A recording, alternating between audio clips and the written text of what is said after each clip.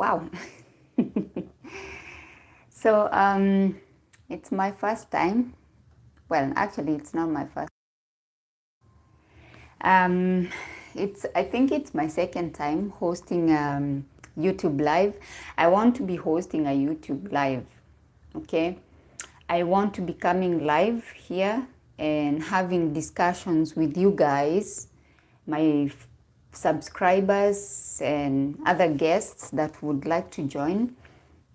And today I want us to talk about why some African girls are obsessed with old white men.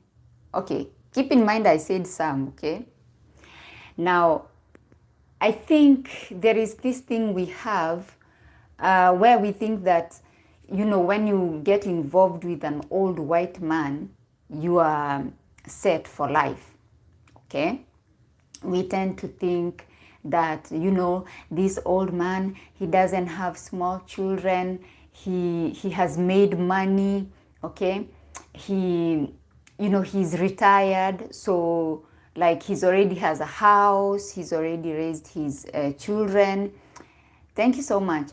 And then we are like, okay, so now the money he has, it's gonna be mine, okay? You're like, the money he has is gonna be mine. Now, the problem with this is we are thinking with our African mentality, okay? We are thinking that when you, for example, when you get married to somebody in Kenya, I'm from Kenya, so I'm giving an example with Kenya. When you get married to a Kenyan man, whatever he has, you know, the house, the land, the cars, everything, even though those things are not in your name per se, because you found him with those things, we tend to say, this is my house, this is my car, this is my, like all these things are mine. Okay. So now you go to the other culture and then you're like, this mansion is mine. Okay. These cars are mine. Everything is mine. But in the real sense, they're not yours, even if you're married to this person. Thank you for the like. And guys, can you tell me if you can hear me clearly? Because I think this is my second time hosting a live. And the first time I hosted here on YouTube, I actually didn't have any viewers. So please tell me if you can hear me in the comment section. I love your dress, looking lovely. Thank you so much. So you get there and then you're like, this is my property, but this property is not yours, okay? And this is how these old people take advantage of these young girls, because you're thinking in your African mentality, okay? Oh, thank you, thank you. Thank you if you can hear me, I appreciate that. So you're thinking in your African mentality and he knows that. Okay, so he's gonna keep you there. You're just gonna be quiet because you think this property is mine, this house is mine, these cars are mine, everything is mine. And then he's like, okay, cool. You know, she's not, you know, like asking me to do anything, so we are fine. Now, what happens in most cases is that if you get involved with a very old man, and especially if he moves you to his country, for example, Europe, chances are that you, even if something were to happen to him, you're not going to be able to inherit anything unless he puts you in the will. And you know, these children, these European children, sometimes they don't, and I have actually recorded a video which I'm going to post later. Some of these children don't get along with their parents, but that does not mean that the parent is not going to leave them his property. Okay, so you'll be sitting there thinking, oh, he doesn't talk to his children anyway, so all this is mine. Like, what are you talking about? But then if something happens to him, this is a real story, by the way, guys, I'm sharing with you. There is this girl, she was involved with this old white man, and he moved her to Europe. I'm not going to mention the country because I don't want to give too much details, because it's her story. She shared with me. She said I could mention it, but not be too detailed. So anyway, he moves her to Europe, and then unfortunately, the guy passes away. So now the girl, they were married, by the way, okay? He didn't move her just like moving her. He actually married her in Kenya, okay? He married her in Kenya and moved her to Europe. And then they lived together for like 3 or 4 years. I think it was 4 years. And then he passed away. So this girl was like, okay, she had a little job, by the way. She had a little job. She was making just a bit of money. So she was like, I have a house and I can sustain myself since I'm not paying rent, you know. I can sustain myself with the little money that I'm making. So now she goes, you know, they bury the husband, and she's in that mourning period. She, you know, she's sad that she's lost her husband and everything. And then she's, you know, just relaxing, and she goes back to work and everything seems to be fine until one day she gets a notice. She comes from work and then she goes to the mailbox to take out the mail, and then in the mail she finds this notice from a lawyer saying the notice is for eviction. She's been kicked out. She's given 6 months to move out of her house, what she thought was her house. And then she's like, this can't be, it can't be true. Like, how am I moving out of my house? So it turns out that the children had gone to the lawyer, and they had, like, the thing is, she was not included in the will, so she was not called when the will was being read. This is another thing. So they called the children and everybody who was included in the will. They read the will, and then the lawyer drafted this notice of eviction, and then it was sent to her, and she was given 6 months to vacate the house that it was being put on the market to be sold by the children. And these are children that were not talking to their father. Like, if you get involved with an old person and you think he's got property and that property is yours, my sister, that property is not yours. Work hard and make your own money and invest in your name, okay? Because even if he puts you in the will, there are some countries, you know, even though these European countries are in the European Union, each individual country has their own rules, okay? For example, when we were living in Greece, we went to our lawyer there for some property matters, and I asked a question because I wanted to know. I wanted to gather information and ask this question so I can actually make a video about it. I made a video about it on TikTok, and I asked this lawyer, I said, okay, so what if the husband puts the wife in the will, and what if he leaves the majority of the property to the wife and he has children? So according to the Greek law, okay, not the EU law, because as I said, each individual country has their own law. According to the Greek law, it doesn't matter, because if he leaves you all his property, that's even worse. If he cuts off his children, because a lot of these young girls will be like, I'm gonna convince him to cut those children off. He doesn't talk to them anyway. They don't talk to him anyway, and I'm taking care of him, so I'm gonna convince him to cut them off. Wrong move, my sister. The lawyer told me if he cuts off his children from the will, they are going to court, because they have, even if they don't go to court, the law in Greece favors the children. So the law will first look at the children and say, why is this woman, and especially if you're an African woman, Aki, my sister, if you're an African woman, you go to those offices, the way they look at you. You know, when I was sorting out my immigration papers, there was one time my husband couldn't go with me, and I went by myself.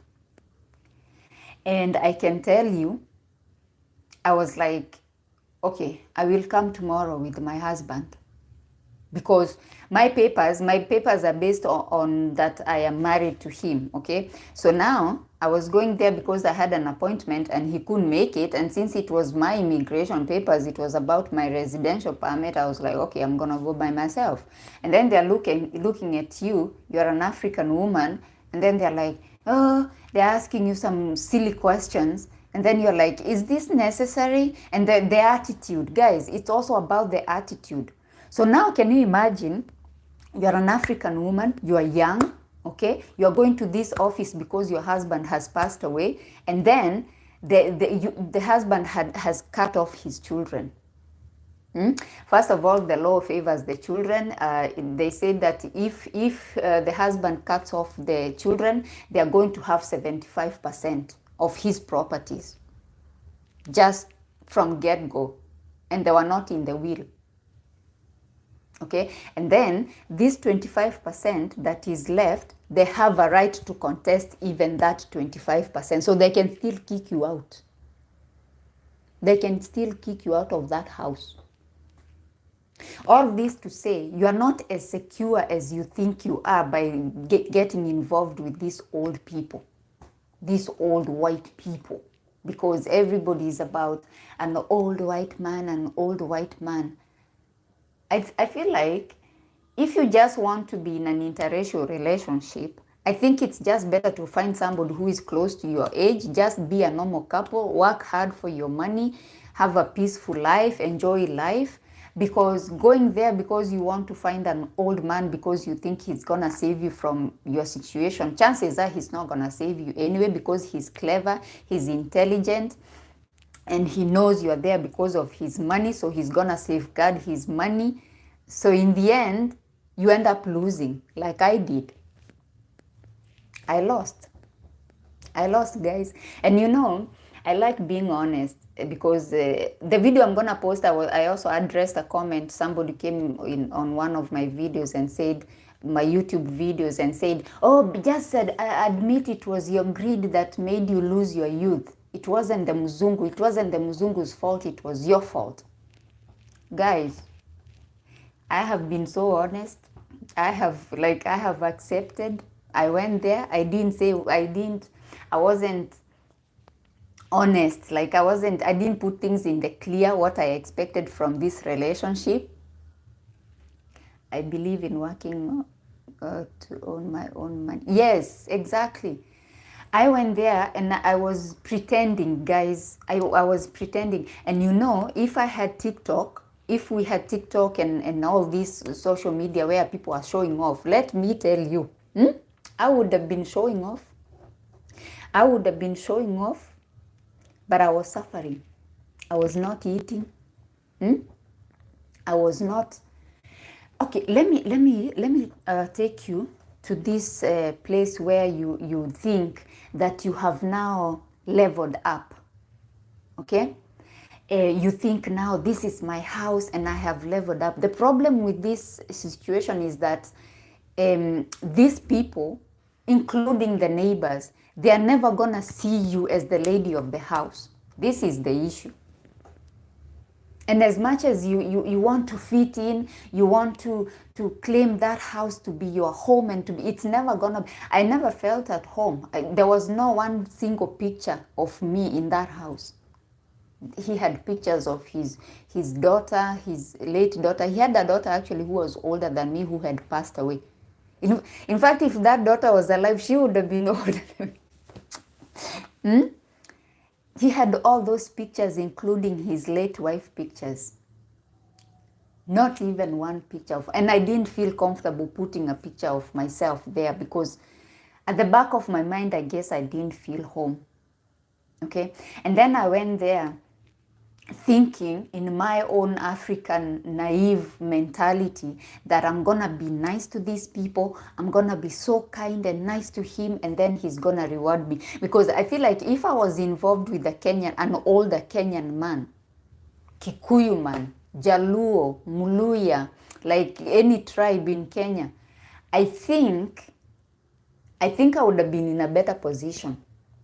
I actually think I would have been in a better position if I wanted to. If I have Kenyans here, I will use this word. If I wanted to omoka, I wanted to get rich quick by being involved with an old man. I think if I had been involved with an old African man, I think I would have been like, I'd have been so wealthy.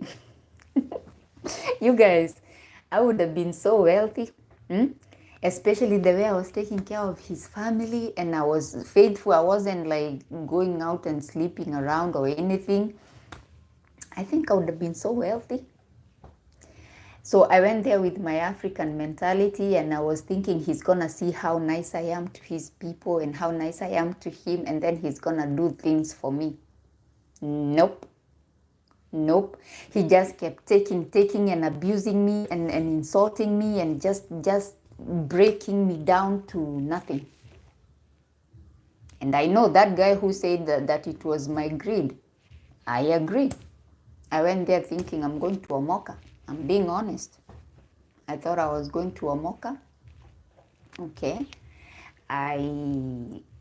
But I was stupid. I was foolish, because if I was watching Rose Blogger on YouTube or TikTok, and I was in my 20s and I had this information, I would have gone and sat him down and said, "Hey, Papa, sit here, my friend. I am not working. I'm not making any income. I am actually working here in your house, and I'm working like almost 24 hours. Sometimes that woman won't sleep. The old lady, she won't sleep. You'll be awake almost the whole night. Oh, it's hurting here. Oh, bring me this. Make me tea. Do this." It's so unfortunate, guys. It's so unfortunate that there are still people, young women, young African women, who are going through this. And this is why I decided to speak on it. I decided to just come out and speak on it. Because you are there being kind to the wrong people. And as I said, that is a waste. It's just a waste. You're just being kind to the wrong people, and it's a waste. No, well, even if the person is in abroad and married, a white, you should work hard. They don't want to work. I mean, they don't want to work because they say it's, they're calling it soft life. They want soft life. And for me, I think somebody who is bringing you to Europe or taking you to the US and just forcing you, because some of them are even being forced anyway. They are saying they're living their best life and they're living soft life, but it's because they're being forced to sit at home.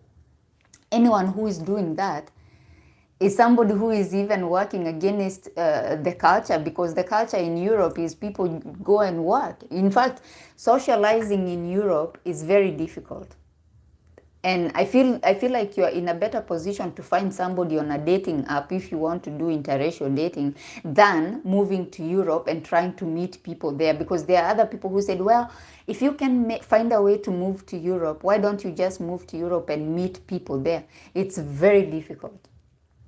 People don't socialize. People are so busy. People are so busy. And I think if like those girls who go to, let's say, Mombasa, when people are coming there on holiday and meeting people there, I don't judge. Like, I don't think everybody who goes to Mombasa trying to find a boyfriend there, I don't judge them and think that they're loose women. But I think you actually stand a better chance of meeting somebody there than moving to Europe and trying to find somebody in Europe. Thank you for coming out to speak. Hope you... Oh, thank you. I am actually healed. It's just that I'm trying to raise awareness. So, for somebody to tell you to sit in the house and not go to work and make your own money, that is an oppression, guys. That is an oppression. And if you are there saying it's best life, soft life, it's not soft life. Let me tell you what happens. When I first moved to Greece is a country where the language is so difficult to learn, guys. Like, the Greek language, for anyone, I think for anyone, it's very difficult. Okay? So it took me, I moved to Greece in 2015, and it took me, I would say, about 3 years, okay? It took me 3 years to be able to sort of like have just a basic conversation, okay, with someone, with my neighbors and stuff. And unfortunately, as much as they tell you, well, if you move to Italy, if you move to Greece, if you move to Spain, if you move to Portugal, you can survive as long as you speak English, because a lot of people speak English. Yes, a lot of people do speak English, but if you want to work, you have to learn the language. You cannot work without learning the language. So I think you actually going to the house and just sitting there. For me, I faced a difficult moment during that time when I was learning the language and not being able to socialize, not being able to go out and just make friends. Although, as I said, it's very difficult to make friends because people don't socialize. So the way for you to make friends is actually to go and work. So you get colleagues, you go for coffee, that way you sort of like start making friends, okay? So I think sitting in the house and saying you're having your soft life, that is not a good idea, in my opinion. You are not having no soft life, okay? I think you should go out, go learn the language. If you're in Germany, France, most of these European countries, you have to learn the language. It's only in the UK, Ireland, Scotland, those English-speaking places.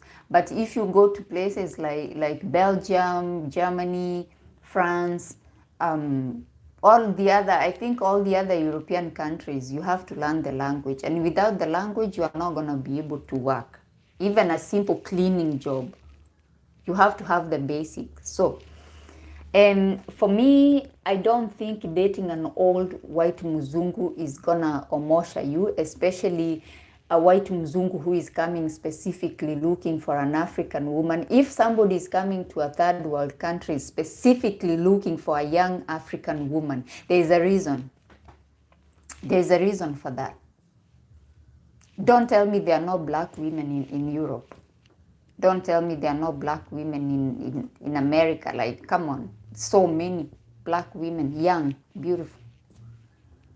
But he's coming specifically to a third world country because he knows we are struggling. And he knows his dollar will go a long way, okay? And he knows especially if he gets somebody from the village. A lot of them, they say they don't want a girl from Nairobi. You chat with somebody on a dating app and then he's like, where are you from? You're like, I'm from Nairobi. He doesn't want somebody from Nairobi. Nope. I'm from Mombasa. Nope. No. He wants somebody from somewhere, where when you mention, and they have done their research, there's somebody who said they want somebody from Bungoma. And I'm like, how do you know Bungoma? How do you know? Like, you're a Muzungu in the US. How do you know Bungoma surely? They want somebody from the village. Somebody from the village. Somebody they can control. Somebody they can manipulate. Somebody, they say, we are looking for traditional African wives. Traditional. Yesterday I hosted a live on my TikTok, and there was this American guy who came and said that he doesn't want to date American women because American women are aggressive, they are loud, they demand a lot, and they don't want to cook and clean. Okay. So I think cooking and cleaning is not an issue. Of course, I mean, I don't think a lot of African women will have a problem with cooking and cleaning. Okay, I think a lot of us would cook and clean, maybe a lot, maybe not all of us, but a lot of us. But when it comes to saying that American women are aggressive and they are loud and they demand a lot, I think the issue there was or is American women and European women will not put up with a lot of things that African women would put up with. What I'm trying to say is American women will not put up with a lot of BS. Like, there's no, you're not gonna be pushing her around and trying to tell her what to do and what not to do and where to go and why not to go there, and like, it's not gonna work. But I feel like for an African woman, especially when he brings you from let's say Kenya to the US or to Europe, then you're like, you're so grateful. Oh my God, I saw there's a lady there's this lady who kept going live on TikTok, and she kept praising her muzungu. You'll think it's Jesus who came from heaven. Oh my God, may God bless my husband, where he got me from. What? And I'm thinking, okay, it's a good thing he got you from wherever he got you from, but you're doing something for him as well. For him bringing you to the US, it's not only that he was doing you a favor, he was doing himself a favor as well. So why are we acting as if somebody takes you to another country to be with him, to live with him, you act as if he's done you a huge favor? We must praise him. Oh my goodness. It's a good thing. He has brought you to the US, he has brought you to Europe. If he's a good man, he'll let you pursue your education if you want to pursue education, or you want to find a job and work and make your own money. Okay, it's a good thing. Maybe there are more opportunities there depending on where you move, because you could move to US, but then the area you move to, you cannot do anything. Same with Europe. You could be somewhere in the middle of nowhere. The town is miles and miles away. There are no jobs. Your nearest neighbor is like 20 kilometers away. So I think this whole thing about, oh, I'm moving to Europe so I can live my best life and I can have soft life. Soft life is an oppression, in my opinion. Staying in the house and being told what to do all the time, and not being allowed to work, not being allowed to socialize with other people. You cannot go out with your friends. You cannot do anything. It's an oppression. And because he's paying all the bills, and you know these countries, some of them, a lot of them actually believe in 50-50, sharing the cost, sharing the bills. So when he's paying all the bills, plus your extra bills, okay, you want to shop on Amazon, you want to do this, then he's also paying for that.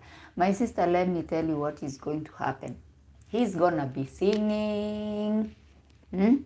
He's gonna be singing how he's paying for everything, and how he's gonna make you feel so useless. Let me tell you, when I made my first 50 euros in Europe, hey, I was so happy. I was so happy. When you're able to have a little thing, you know, something, you opened your bank account, because if you're working legally, you must have a bank account. So your employer is sending your money directly to your bank account.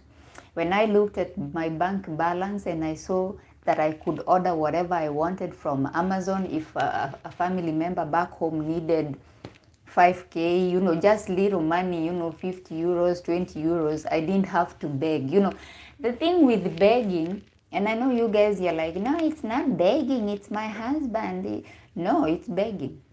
Usually when an old African take much younger woman, he gives her everything, spoils her.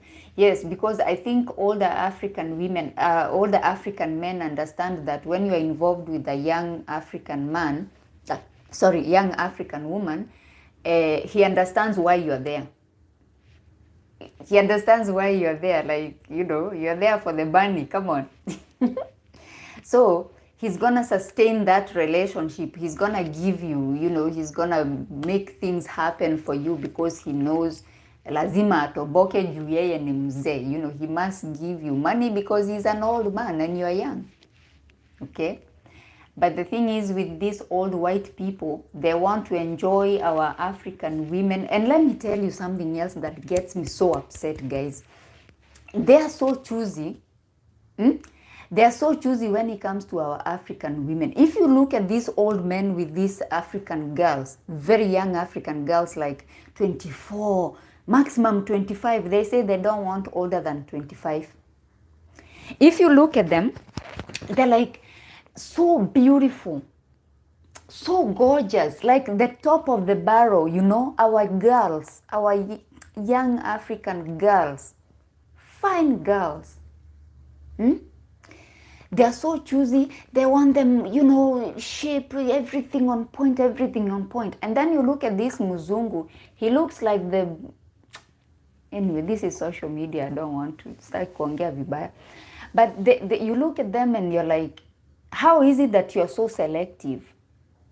So you get this gorgeous, gorgeous African girl, very young, 24, and then you just want to use her, just use her. You're not gonna invest in her name. You're not gonna buy her anything. The only thing you're gonna buy her is iPhone because you want to track her movements. You know, these girls get so excited. I see them on TikTok. They must take a video in an elevator or in the bathroom so we can see that it's an iPhone, that they're using an iPhone to take the video. And I'm thinking, so you have an iPhone 15, it's a good thing, but is that all? Like, so he's bought you an iPhone 15, so now he's done you a big thing. He don't let you go out with your friends. He doesn't want you to interact with young men because he thinks you're gonna sleep with them. So you just gonna be speaking to old people, his friends. So then what? They take our girls from the top of grade one. That guy I was talking to yesterday on my live stream, he was saying he doesn't want, he's 60. And then there's a lady who was on my guest, and she asked him, she said, why don't you get a woman who is 35? I mean, you're 60. A woman who is 35, that is still an age gap relationship and she's still young. He said, no. Other will choose 18 years old girl while they're 8. It happens. It happens. There's even a girl who came on one of my videos and said, because sometimes I answer the comment with the video, she said, don't tag my comment. Don't tag my comment, but mine is 75. And the girl is only 22. 22-year-old girl. Kenyan. Let me tell you what happens when you're sleeping with old people. Ati nani amesema how many? 18 years. Let me tell you, an 18-year-old who is sleeping with an old person. Yes, that's the thing. Hope, that's the thing. A woman who is 35 cannot be controlled like that. That's the thing. They want somebody they can control. Look at the comment of Ami. Ami says that there is one who is 18 and the guy is 80. They want an 18-year-old, but the guy is 80. Like how? How? One thing, if some of you are on TikTok, I'm sure you have noticed that a lot of these bibis wazungu, these people, these women who are married to white people, they are always very angry on social media, very aggressive, very angry, attacking other people, and just they're so abusive on social media. And I think they use the social media as an outlet because they are so frustrated. Okay, they are so frustrated because this old man is not gonna give you peace. He's so insecure because you are young, so he's forever tracking everything you're doing. And now what they do is they turn to alcohol. A lot of them, they are drinking. Even now, today is Sunday. If you go on TikTok, a lot of them are on live and they are drunk. They're just drunk because, first of all, sleeping, let's get back to sleeping with an old person when you're young. Sleeping with an old person when you're young, it's very tasking, okay? This is why they have to drink. Can you picture yourself, you're 20 and you're sleeping with a 60-something-year-old man, or white man? I feel like our African men, if a man is taking good care of himself, he's not drinking alcohol, he's not smoking, he's active, he's eating healthy, you might find that actually a 60-year-old African man, he's good looking and he's strong. But a 60-year-old white man who is living in Europe, in America, and all they are doing is eating. A lot of European people, what they do is they eat cheese and bread, and they drink Coca-Cola. That's what they do, a lot of them. So they are not eating healthy. They are not doing any kind of exercise. Even if he wants to go to the shop and it's only like few meters away, he has to get in the car and go to the shop. He cannot walk there because he doesn't want to. So now you're a 24-year-old girl and you're involved with this man, and he's not active, he is not eating healthy. And what happens as soon as they reach 55, as soon as these white people reach 55, the first thing that goes is down there. It doesn't stand, guys. It starts getting weak. That's what happens for those who don't take good care of themselves. The ones who are active and eating healthy and exercising, and they're not drinking a lot of alcohol and sugary stuff and junk food, those ones might be okay. Okay? Those ones might be okay even when they're 50, 55. They are towards 57, 58. But once they hit 60, forget it. Don't let nobody lie to you here on social media. Oh, my mzungu, he's satisfying me sexually and I'm 20 and he's 60. Nope. That's why they're abusing people on social media, because they're frustrated. They can't cheat, because if they cheat, they will not get the papers. You have to be faithful. If you're caught cheating, everything is cancelled. You're deported. So they can't cheat. Okay? So this man cannot do anything. He's useless. His thing doesn't stand. So now all you do is you drink alcohol. And the problem is, even though his thing is not functional, he still insists that you play with it. So now you need to get drunk, because you're like, I need to get drunk. I cannot touch that thing without getting drunk. So you get drunk. Those drugs don't work, Hope. Those blue pills don't work. It reaches a point where they don't work anymore. That is why she says it takes more energy to sleep with them. That's why they drink a lot before they engage. You have to be drunk. When you're young, when you're that young, you are 24 and the guy is 65, you have to be drunk. This person, you look at him, I'm telling you, this is why I'm saying you have to be smart. It has to be worth it. He has to buy you a house, guys. He has to buy you a house in Nairobi, not in Europe. Even if he's taking you to Europe or America, he needs to first buy you a house in Kenya. So you have a cushion, a backup plan. At least, even if you're not going to leave him, at least when you go to Kenya, you have a place to go and relax and wipe your brain from all that things that, and you know, they make you do weird things. They make you do weird things, because I feel like, you know, when a child has a lot of food and they don't have appetite, do you know how the child starts playing with food? They take the food, they bang it on the plate, they start banging it on the wall, because they have no appetite, but there is so much food. So they just start doing weird things with the food, right? This is the same thing. You are there, you are young, he can't get it up, so he starts playing with different things, okay? Because now he's got this beautiful, gorgeous woman at his disposal. A lot of them will, like the ones who go to Mombasa, they will even get 2 young women. And they can't do anything with these women anyway. You're like, why are you getting 2 women? For what? For what purpose? Because they just want to misuse the women and they can't do anything with them, and so they make you do weird things and they introduce you to all these fetishes, weird fetishes, and they try to introduce you to these toys, and they just want to damage you. That's what they want to do. Because I have an experience I have shared in one of my videos when I was involved with that American guy who couldn't do anything, but at the same time he's trying to take me to a toy shop to buy me these big machines and things because he wants to destroy me. I felt like because he couldn't perform, so he wants to destroy me inside so I don't enjoy your money in the future. That's how I felt. Why does he want to stick those machines in me? That's what those old people are doing. They get the girls, and then they will stick those machines in those girls, because he wants to destroy you so you don't enjoy even in the future.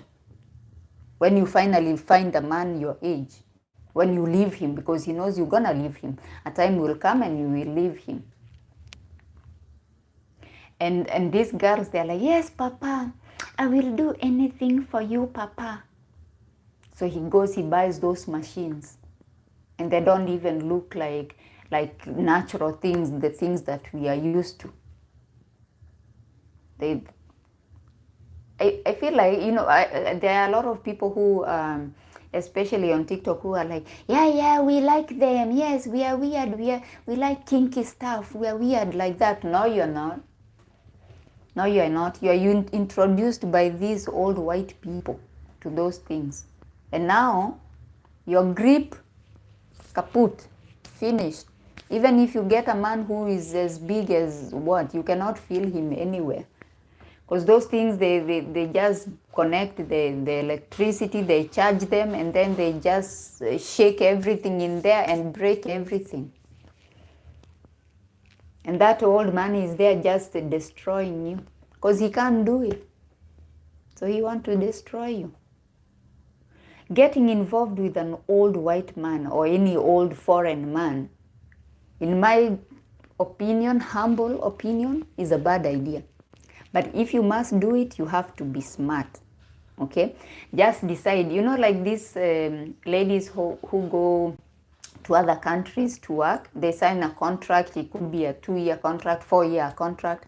So I think you should have that mindset and say, okay, so I'm going with this old man. I want immigration status in America or in Europe. Okay, so how long is it gonna take me? How long is it gonna take me to have a permanent residency in the US? I think 2 or 3 years. Okay, because you get a temporary residency, which is valid. The temporary green card is valid for 2 years. And then afterwards, you're gonna adjust your status to remove the condition, right? So you get a permanent residency. So for me, I'm thinking, okay, so I marry this old white man. I go to the US. I'm 22. So I'm gonna sacrifice 4 years. Okay, I'm gonna sacrifice 4 years. So I'm gonna be 26, and I will have my papers, and then I'll leave him. So for me, what I would do is I won't allow him to use those machines and all that nonsense and spoil my insides. What I will do, I will maybe don't get too drunk, because then you'll become an alcoholic. Then it's gonna be pointless even when you get the papers anyway. Just try to do it. Try to do it dry eyes. Okay? Hi, welcome. So, like, sacrifice those 4 years. Just pretend you're working somewhere, you have this contract, and you cannot be with men, you become celibate. Okay, so you stay there for 4 years, get your papers, and then leave the old white man and go and do something else. You've already given him 4 years, he has given you papers, so you go and do something else. That's what I would do. But the issue here is, when it comes to European countries, some European countries are very strict. It's gonna take a long time before you get the papers. So maybe it's really up to you to decide, like, how long you can stay with this old man. Okay, some countries, for example, to get a European passport, like if you're married to a Danish guy, it can take up to like 7 years. Wasting 7 years for a passport and becoming an alcoholic, for me, I think it's not worth it. Maybe you can just stay there with the residency permit and work. Try as much as you can to work and save your money. And then if things go downhill, you can leave him and go back to your country, or go to another country, or find somebody else. You can always find somebody else and stay and marry somebody else. But the thing is, a lot of our African women think, okay, I have found an old mzungu, I'm set, that's it, mimi niko sawa, like, I'm rich. They're calling themselves BYMs, bibi ya mzungu. They even have special groups. You cannot join those groups until you prove that you do have a mzungu, as if having a mzungu is an achievement. In my opinion, it's not an achievement. It's just a case of, especially an old mzungu, it's a waste. It's a case of deciding how many years you want to waste, how many years of your youth you want to waste. I wasted 10. So how many do you want to waste? 5, 7, 10, like me? All your 20s gone. When you're full of energy, when you could have been there just enjoying your life and making a few small mistakes that are not going to impact the rest of your life. For me, I made mistakes that I'm still paying for up to this day. I'm still suffering for what I did. Okay? I'm just gonna suffer for the rest of my life for my mistakes.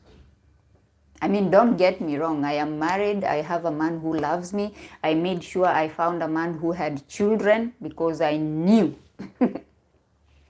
I knew I had issues.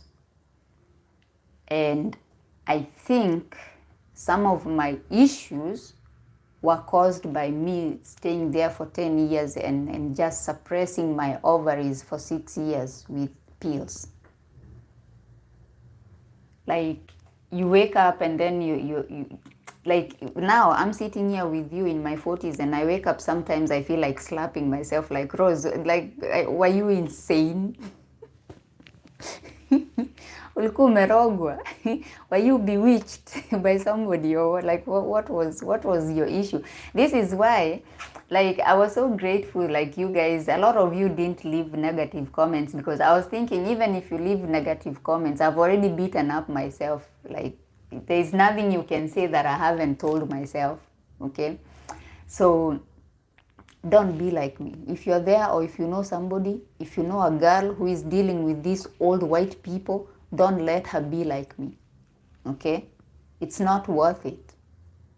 It's not worth it. Like, I get so angry when I see these girls, because a lot of them follow me on TikTok, and they have actually started reporting my account because they don't want me to talk about their old people. Yesterday, I addressed those old people. I said, I know you are watching me, because these girls, they watch my live and they are sitting there with their old people. And I said, I know those old people or viewers are watching. I said, bring them to the camera. I want to address them directly. I want to address them. So, hi Rose. Oh, hi Gina. Oh my goodness, welcome. Welcome. This is actually my moderator on TikTok. Welcome. So, I addressed these old people and I said, you know that you're coming to a third world country to take advantage of an African girl. Okay? Because you cannot tell me there are no young girls in your country. There are no black girls in your country. So you're coming there because you know it's easy to find a girl that you can manipulate and control and just give her breadcrumbs, you know, iPhone 15, and then she will shut up and she will do as you say. So I said, no, that is not enough. You need to invest in her name. You need to invest in her future, because you, when you are young, she was not there to control you, to tell you what to do, to tell you who not to talk to tell you what to do on your phone. She was not there. But now you're here. When you're old and withered and so old and finished, you decided to come and look for a 22-year-old African girl. Like, I was like, you have to invest. This is a transactional relationship and you know it, and she knows it, but she's pretending that, oh, I'm in love with Papa. No, she's not. So I spoke like that, and the girls were like, oh my God, don't do that, don't speak in English. I was like, of course I'm going to speak in English. What are you saying? Don't crucify yourself, my dear. You were so innocent. I was innocent, but I was also very stupid. I think I was very stupid. I was not equipped. This is why I want to give these girls tools to be equipped. If you're going to deal with these old white people, you have to think like me now, the way I'm thinking in my 40s. Yes, you are 22, but you have to speak like Rose. You have to. There's no any other way. Yes, you're young, but you have to speak like me. You have to tell him, I'm young, I am 22. I'm giving you my youth. You are not allowing me to do anything that I'm supposed to do when I'm young. Therefore, this is going to cost you, Papa. This is going to cost you. Having a young woman is expensive. So, like, you have to pay up. They just have to pay up. They have to or go back to their countries. And unfortunately, there's this old Mzungu in Mombasa. I think there's a girl who was accusing him. Actually, there were many girls who were accusing him of, he just goes around sleeping with these girls and promising them that he's gonna buy them, I don't know what, or give them money, and then he doesn't. And recently, he posted a video dancing on TikTok, and guess what? The girls were there leaving their phone numbers. They were, hi Truth, welcome. They were there leaving their phone numbers in the comment section. I'm like, didn't you see what he did to the other girls? Why are you leaving your numbers in the comment section to this person? Why? I know times are hard. I know our economy right now, it's very tough. Okay, I know that. But these people, the only thing they are going to do to you is destroy you. That's what they are going to do. Because somebody who is thinking about you and caring about you, he will not do what these people are doing. Especially these ones who are coming to Mombasa and they have 5 girls, they have like these young girls lined up, and they are turning you into, okay, I know there are girls who make their money that way, I don't judge, but there are some innocent girls who think, I have found a Mzungu, therefore mimi nimeomoka, I have money now, I'm getting rich.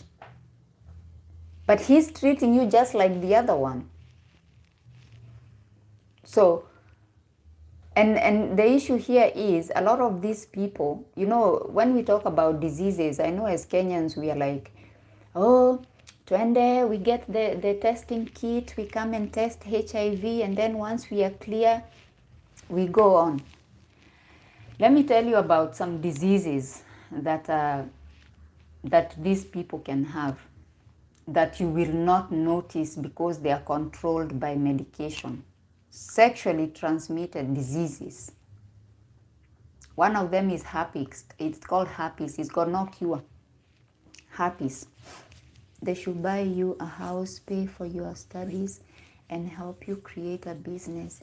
Yes, that's what I'm saying. I'm saying when you deal with these people, because this is a transactional relationship, put everything on the table. Say, Papa, okay, I'm here with you. You don't want me to do anything. I'm young. I'm giving you my youth. So you're going to buy me a house in a nice area where you can rent it out, where it can be giving you passive income. So, because he wants you to be there all the time. He wants to keep an eye on you because he's insecure. He thinks you're going to sleep with young men out there. So you need to have something that is generating income for you, even as you keep him company and walk around with him, and he's holding your hand because he wants to display this ownership. A lot of girls are like, he's so romantic, he's walking with me holding my hand, he's displaying affection. No, he's not. He's displaying ownership. Because he knows young people, especially in Kenya, he knows when young men see you holding this old Mzungu, they will probably not want to have anything to do with you. So you should buy your house. The least he can do is buy you a house in Nairobi. If you're from Nairobi, if you're from Mombasa, let him buy you a house in Mombasa, in Nakuru, in Kisumu, in Eldoret, in the town. Let him buy you a house. And then you rent it out. And then you can just go with him wherever you're going with him. I can't date an old Guka. Though, I mean, okay. Okay. But I think for you, being in your 30s, now you are smart. You have lived. You have life experience. I think it's easy for young girls to be hooked. For me, it was easy for me to be hooked because I was so young and I was blinded by, oh my God, look at this house, look at these cars, I'm like, oh my goodness, hey. I'm gonna be living in that house. Little did I know, I was better off in my kawan room house, single room. I was living in a single room. I'm not gonna say my life was extravagant or anything, but I was peaceful. I used to do my little shopping, you know, cook my kaugali. When I have a little extra, buy my quarter meat, you know, cook and eat, and I had peace. Then I went to a place where there was a big fridge full of food, full of anything, sausages, everything, anything you can think of, but I could not eat it. You are sitting there, the house is full of food, you cannot eat it. You are ending up in hospital, collapsed. I was found on the floor. Did I mention that? There are so many things I think I left out in the video. I don't know if I mentioned that. I was found on the floor. There's a friend of mine who watches my video, and she was one of the people who went to see me at the hospital. Because I know there's somebody who say, how can we believe that story you're telling is the truth? Why would I come and expose myself like this and be so vulnerable? Like, for what purpose? I was found on the floor. And that was not the first time. I used to collapse, but I never used to pass out completely. I used to black out. You know how you black out and then you come back? This time I just went all the way out. Lack of food. And the food is full. The fridge is full. There is anything you can think of. You want to make eggs, omelette, whatever you want to make, sausages, steaks. He used to buy chickens, beef, naitwaje lamb. He used to buy all that, and I used to cook for them, but you cannot eat it because you've been told that you are getting fat. You're getting fat, you're ugly, you're getting fat, you're ugly. And then it gets to your head. It got to my head. I didn't even need somebody to tell me not to eat. I didn't want to eat now. I didn't have any appetite to eat. My tummy could not contain food. I eat. This doctor I was speaking to in the hospital when I was now taken to the hospital, she told me, she was a female doctor, and she told me, this thing you have, it's not common in Kenya, guys. It's not common in Kenya. These are things that we read about in Europe, in the US, where young girls get these diseases called eating disorders. There's a disease called anorexia. There's another one called bulimia. There's these diseases that it's diseases from the other place. It's not a Kenyan disease. Like, why are you not eating? Why are you eating and then throwing up? What's wrong with you? I know what you're talking about. Oh, yes, Amy. Amy knows what I'm talking about. It's something in your head. It's a mental... Hey, guys, this thing is so painful you won't even believe. It's a mental illness. Your brain is telling you are not supposed to eat. Because this person you know how people get brainwashed, guys? You hear somebody has been brainwashed. You know those people, wale walikuwa wapi Shakahola, ilikuwa wapi? The people who are not eating until muliona venye kulienda. Do you know how brainwashing works? Unaambiwa the same thing and the same thing, day in, day out, day in, day out. You start believing it in your head. He started telling me as a joke, oh, you're getting fat. Look at your belly. He used to pinch me. Hapa. Angalieni hapa kwa tumbo. Ananichuna hivi. He used to pinch me and say, look at all this fat. That is disgusting.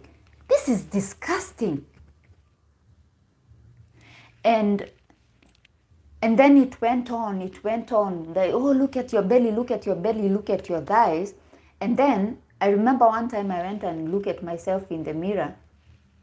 And it hit me. I was like, oh my God, yeah, that doesn't look so good. Oh my God, that doesn't look so good. I started exercising. Sit-ups. Nilikuwa nafanya, I had reached to a point where I was doing 200 sit-ups hivi tumbo.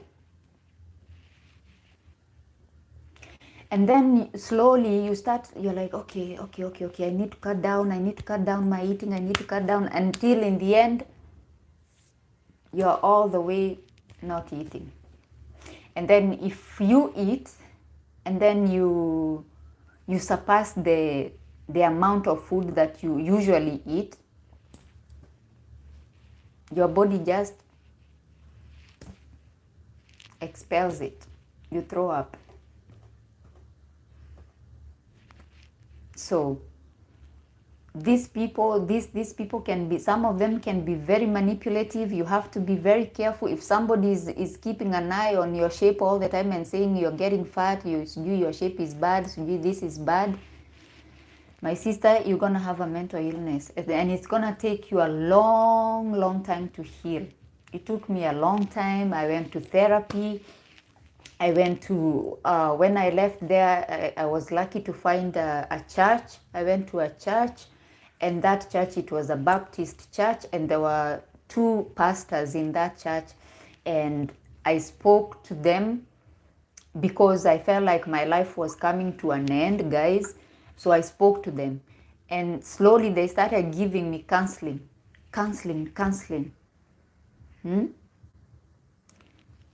Trying to undo what the damage that was done to me. I used to, sometimes I'll go to church, and then in the afternoon I'll have 1 hour with both pastors, a man and a woman, and we would talk, and they would talk to me, and I would listen, and they would tell me to take notes, and they would give me exercises to do. Look at the mirror and appreciate what you're seeing. Put food on the table and eat. And because they tell you, what happens with these religious counselors, they will also incorporate the Bible verse. They will be like, God gave you food to nourish your body so you can be able to work and you can be alive, That's why the food is there. So eat. Eat food, my sister. Enjoy the food. And slowly I started eating now and enjoying, Sometimes before I used to eat because I could feel I'm getting dizzy. So you're like, oh, I need to eat something so I don't collapse. So you eat something. But this time now, I was eating and I was enjoying the food. So don't do this to yourselves, guys. Don't do it. If you see somebody, even if it's not you, if you see a girl who is constantly on a dating app, and they're looking for old people, these people will kill you slowly. I was not getting beaten up like, physically, but the damage that was caused in me, in fact, I feel like it would have been better if he was beating me up. That way I could look at myself and other people could see, and then they would tell me, okay, get out. But when something is happening to you eternally from the inside and you can't show anyone and people don't understand, back then things like this were not common. It's not something that people didn't understand such things, because the only thing somebody would ask you, anakuchapa, is he beating you up? Then you're like, no, he's not beating me up. Okay, the rest is bearable. You can just, it's life. It's not life. So I think the reason why young people are so obsessed with old white people is because they think that they are saints, they are better than our African men, they are rich, they are more romantic, they are more caring, and they are more generous. But when we generalize, because if you get on these live streams that are held by, are hosted by young women, especially on TikTok, when they are talking about interracial dating, about wazungus, they will be talking about, oh, wazungus are the best, they are romantic, especially older ones. Don't go for the young ones. Young ones, they don't have anything, and then they are stingy. The old ones are generous, they are kind, they are caring, they are this. Maybe some of them are, but I think most of them, specifically the ones who are looking for African women, they are looking for them because they are manipulative, they are abusive. A lot of them, if you listen to them, they have been divorced 2-3 times. Okay, I'm not saying if you're divorced, there's something wrong with you, but there might be something to look at. And if you listen to them, they will always put the blame on the women that divorced them. They say, oh, these American women, they are too aggressive, they are ungrateful, they are this and they are that.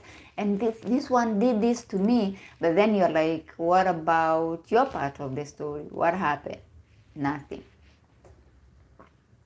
And then they're like, I'm going to Africa. I want to find a young African woman and she has to be traditional.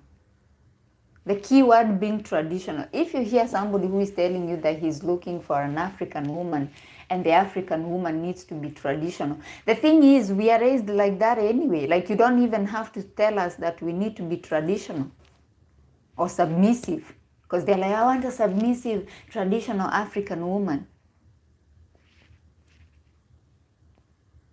It's because they are saying that because they want a doormat. They want somebody they are going to manipulate and control, and you're going to be doing as you're told, and you cannot do anything. You cannot own anything of your own. You're not going to be allowed to do anything, and you're just going to sit there and waste your youth. And they want very young. If you're a 40-year-old woman there and you're single and you try to approach this man who is 60, he's not going to talk to you. It's not that you're not beautiful. You're beautiful. You're gorgeous. I dated an old Australian man. It was the same sister. This man was complaining about me. Yes. He doesn't want me to eat food and I should.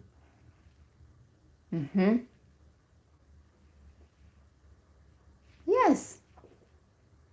A lot of them, they don't want you to eat. They don't want you to eat. They don't want you to work. They don't want you to do anything. They are selfish. They just want everything to be about them. Even in the bedroom, it's about him. That person I was with, it was always about him. I told you in my video, he used to call it screwing. So I'm the one who was getting screwed. He just orders you what to do. Do this, suck me, do this, do this. It's disgusting. You're there just to be used and abused. You're not going to enjoy anything. You're not going to do anything. You're going to dress the way he wants. All my clothes, the ones that I had before, he told me to throw them away because now I should buy the clothes that he wants me to wear. So my style, everything was thrown away. I told you even about the hair. You cannot do your hair. Like you don't belong to yourself, my sister. Your body is not even yours anymore. You can't style your hair how you want. You can't dress how you want. You can't wear your earrings how you want. You can't have as many earrings as you want. When I went there, I had 2 earrings. When I got there, I added 2 more. Because I wanted more, but he wouldn't allow me to have earrings. Your body is not yours. You're being controlled. Your mind is not yours. Your body is not yours. Nothing is yours. You're just there like an object to be used. Some might be divorced and they will not want to get married again. Yes, that's another issue. He might not want to marry you, but he wants to use you. And he wants you to be in the house, taking care of his house so he can leave it to his children. So you're there scrubbing the floor. At one point, I even painted that house because he wouldn't bring somebody to paint the house, and the house the living room was a mess. I was embarrassed. So I was like, can you bring somebody to paint at least the living room? He won't do it. He was like, what are you doing all day here? You can do it yourself. So you are there even painting the house. You are Jane of all trades. Paint the house, do the gardening, fix your flowers, the flowers, because the other homes are looking so beautiful. He's refusing to pay the Shaba boy, so the Shaba boy quits. So you have to go and do that as well. You have to cook, you have to clean. And on top of that, when he comes and he says he wants a screw, you have to do that as well. And I wasn't drinking. I think if I was this age of these girls, I would have been an alcoholic. But I wasn't drinking. I don't know if it was a good thing or it's a bad thing. I don't know. But you have to do all that. And it chips on your personality, on your mental health, slowly by slowly. And then in the end, you're just an empty shell. I had to find myself. In the end, I had to start finding myself. I didn't even find myself because I lost the self that I was, because I was just like, I was almost like a child. Now I'm in my 30. I had just turned 30. And then I'm like, where do I go? Where do I start? What do I do? Who am I? I don't even know who I am. I remember after God started opening doors for me, I found a little job and I started making a little bit of money.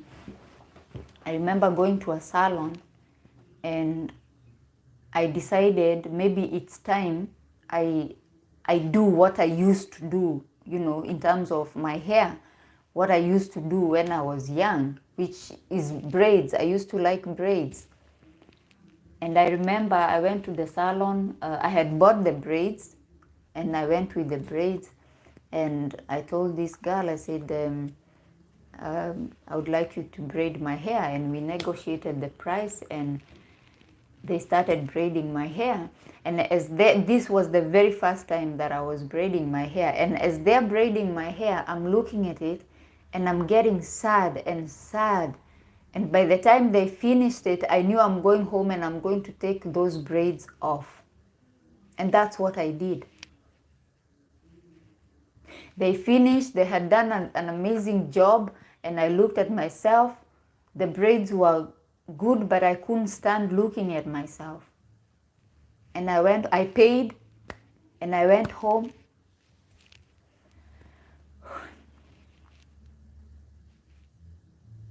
I took a scissor and I chopped off the braids, and I just took them off.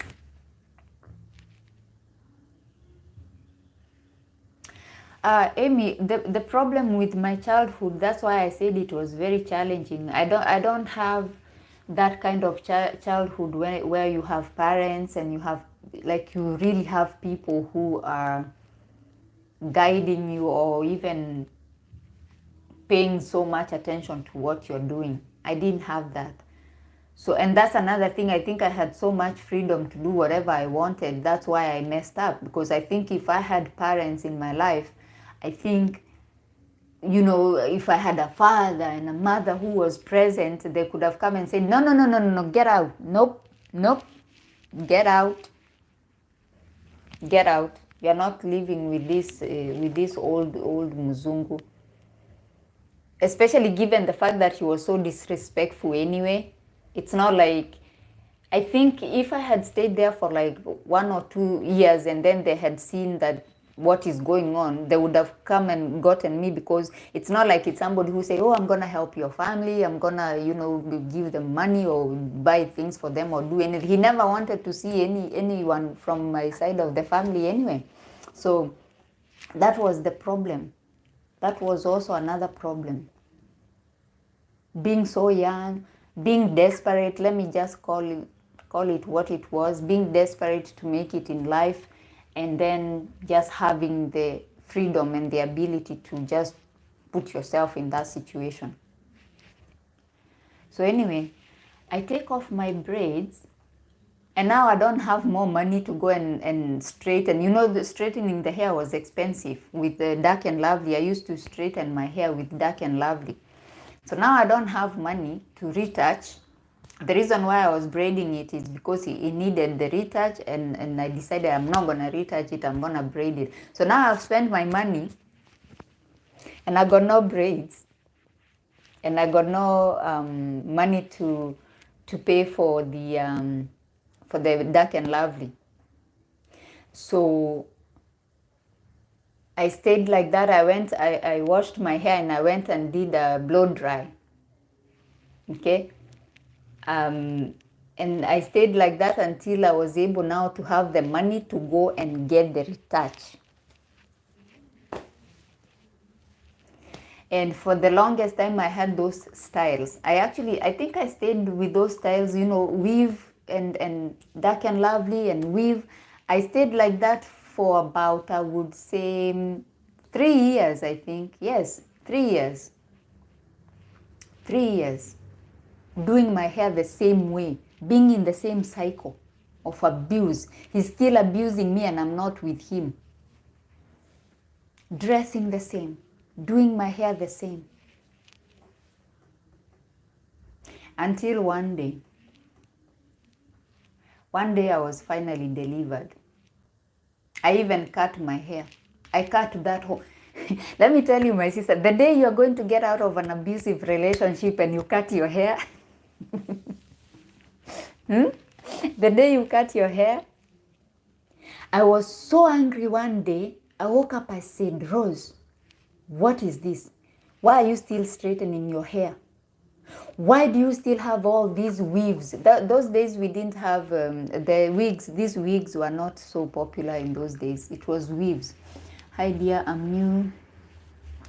I've been listening to your story. Isn't it? It was bad. Yeah, it was bad. So I wake up and I'm like, why are you doing this? Why are you still like, why? My sister, let me tell you, I took 20 bob, 20 shillings for Kenyans who are here. 20 shillings I took. I went to the barber shop, kinyozi. And by the way, I'm going to find a picture. When I make a video, guys, I'm going to find a picture and put a picture of my hair that time. I actually had nice hair. It was, the dark and lovely was, especially after I left, my hair got quite healthy. I think I was now eating, especially after I was done with the counseling. I was happy, I was eating. And let me tell you something else, guys. God, I used to pray as I was going to that Baptist church. I used to pray and ask God to give me favor, okay? I was like, because now I had no friends when I left there, I was like, how am I going to find, will I ever even have friends? How am I going to find friends? And I told God, I said, may I find favor in the eyes of the people that I'm going to associate myself with. So I find this job and I find these ladies, and they were prayerful women. They were like really prayerful women. We used to have fellowship. We used to pray together. I just found people and I was just happy, I started being happy. I started eating well after the counseling. Now I started eating well and my hair became healthy. Even as I was straightening it, it actually became quite healthy. So when I went to the barber shop and he looked at my hair and he told me, ati nini? Unataka kukata hiyo? You want to cut that hair? I said, yes. I said, just look at where my natural hair is and cut all the rest off. I'm happy that you survived through the grace of man. Yes, thank you so much joining from South Africa. Thank you so much. So this barber guy, he's like, are you sure about this? Are you not gonna come back here tomorrow crying about your hair? Because he said there's a girl who went there. She was angry about something and she said, cut my hair, all of it. And he cut her hair, and then the following day she said, why couldn't you stop me? So now this barber shop guy is like, are you sure? He's like, I'm gonna cut these two clients. I'm gonna work on them first while you think. Sit there. The barber guy was like, sit there and relax and think about it. So he works on the two customers that he had, and then he said, okay, are we still cutting your hair? I say, yes, we are cutting my hair. Now you have to tell us how you met your husband. Yes, of course, yes. So But I want to make a video about this actually. I want to make a video about how I met him and everything. I'm gonna tell you everything in that video. But I met him on International Cupid. It was a website that time. I had joined a lot of websites. I'm gonna tell you how I was introduced to the dating websites. It was a girl on Facebook who actually introduced me to dating websites. So anyway, the Baba is like, "Are you sure?" I said, "Yes, of course." So he cuts my hair, and when I tell you I was so happy, like I was so happy, I was like, "Yes, this is what I needed. This is what I wanted." So I go home and I'm happy. I'm at peace. I have no hair. My growth was very short. The hair, my natural hair was very short. I looked like a boy. Unfortunately, I don't look very nice when I have short hair, but okay. And after that is when now I started braiding my hair and I was comfortable. Then after that, I stayed with that short hairstyle until it was able now, it was long enough for the braiders to actually braid my hair. And I went and I braided my hair and I stayed with the braids. And let's forget about that bad man. Yes. So I was like, from there on now, I think that's when now I started to actually heal. I started healing slowly, and I started, even as there was one time I realized that now I had gained weight and it didn't bother me. I was like, okay, the clothes are not fitting. I threw most of my clothes away and I bought new clothes, and I was happy. So it didn't happen overnight. I still struggle sometimes. There are few things that still impact me to this day, but I just feel like it's so unfortunate, and I won't want anyone to go through something like that. If you can avoid it, I know the circumstances might force you to be with an old white man, but if you can avoid staying there for too long, just leave him. Don't give him all your youth. Stay with him for as long as it's necessary. And I know we have to survive. I don't judge, but don't stay there for too long. It's not worth it. In the end, you're just gonna cry. Oh wow. So wow, you're married to a white husband. I'm happy to hear. Wish you all the best. Thank you.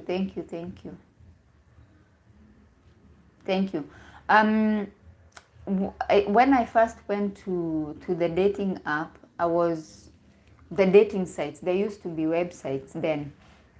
I still had this thing in my head, because as I was living other things, that time when I was finishing the story and I told you that we had an argument where he was telling me about that he should pay me for, cleaning his mom and things like that. There are other things that I didn't mention. One of the other things he told me was that nobody will ever want me, and because I'm gonna be homeless, I can only be married to another homeless person. And because he was white, no other white man would want me, because like he said, look at you, like who is gonna want you? And I was like, but you when you met me, you wanted me. And if I have changed because you have changed me. He was like, it doesn't matter, nobody's gonna know, white man will want you. So when I went on a dating site, I was on a mission to find a white man. Yes, I was on a mission. Not for the reasons you might think, but I was on a mission. I know it is stupid now thinking about it, but I was on a mission and I wanted to find a white man, and I wanted to go back to my town and walk around with the white man and hope I'm gonna meet him and he can see me with the white man. Okay, I know it's stupid.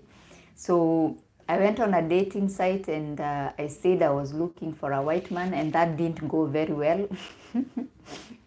A lot of white men came and said that I sound racist. So I changed my profile and said I am looking for love.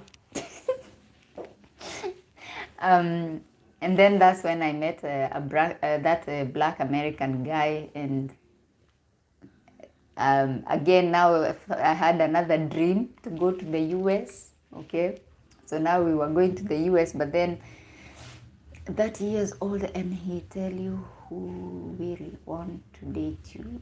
Crazy. Yes, he said that nobody, especially no white man, would look at me. So anyway, I put on my dating profile that I'm looking for a white man, and then the white men were very angry with me and called me a racist, so I changed it. I said I was looking for love.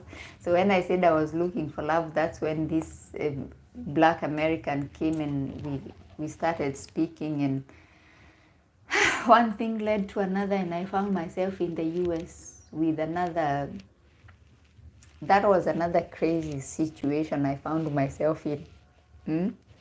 But this time I was old. I was an older woman, so I was strong enough not to, waste time and I feel like I was very prone to depression, so I fell into depression very easily. I'm from India.